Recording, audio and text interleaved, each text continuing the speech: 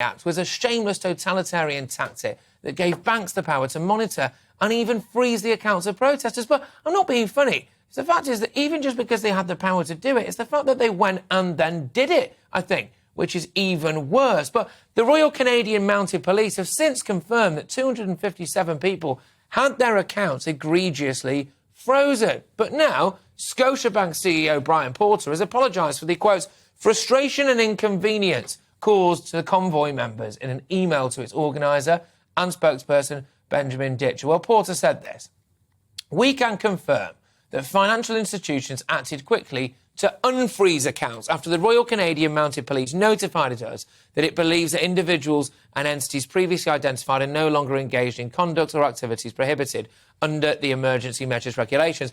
Absolutely not good enough, because what that literally says, as far as I can see anyway, is that if they were still involved in a freedom convoy, they still have their assets frozen. This isn't really a proper apology, is it? This is basically saying it's a threat, if anything. If you do it again, we'll do it again. And I'm sorry, I think that's bang out of order, but that was, of course, Canadian Freedom Convoy spokesperson Benjamin Ditcher, who's joining us right now, I believe. There he is, in fact. Good stuff, Benjamin. Thank you so, so much.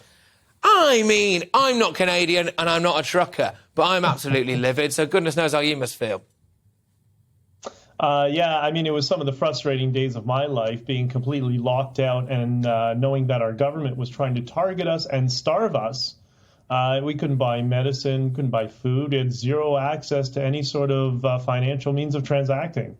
But at least the bank, I take the approach that at least the bank is making some sort of step in the right direction. The reason this was released now, by the way, is this was sent off in the beginning of March. But I held on to it. And the reason I held on to it is because I knew there was going to be a parliamentary inquiry, which is going on right now. And within the past 2 weeks, during the parliamentary inquiry, you know what the government said? Wasn't us.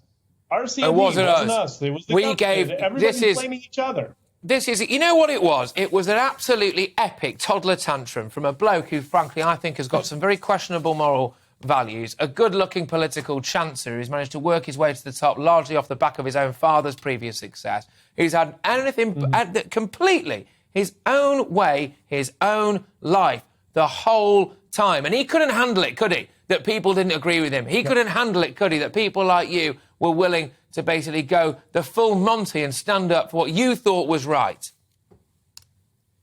We all know that family very well because of their involvement in Canadian politics for decades. He's a silver spoon child. He's never had to work in his life. No. And so he threw a temper tantrum. You know what? Now he's hiding, right? Because now everything is starting to collapse around him, right? Yeah.